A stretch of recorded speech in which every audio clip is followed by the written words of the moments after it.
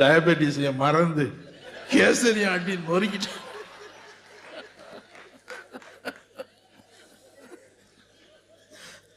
Pastor பார்த்தாரு, என்னடா காலதை என்னைக்கு பாசிட்டிங் கிடக்கிறோம், ஒரு நாளைக்கு நல்லா கிடைக்கும். அவரும் நல்ல அருமையா இருக்குன்னு சாப்பிட்டாரு.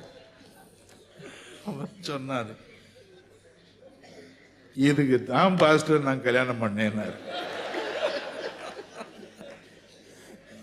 இவ்வளவு நாள் என் ஒய்ஃபு எப்போ பார்த்தும் பாஸ்டிங் அந்த பிரேயர் போயிடுவான். நான் வீட்டில் கம்பல்சரி பாஸ்டிங், பசங்கெல்லாம் பாஸ்டிங்கோடைய ஸ்கூலுக்கு போயிட்டு இருந்தாங்க. இப்போ பாருங்க என்ன ஹாப்பியாக இருக்கு பாருங்க. ஆனால் ஒய்ஃப்ட்டு சொல்லிட்டேன், ஏமா ஸ்பிரிச்சுவல் சைடுக்கு நீ பார்த்துக்கோ.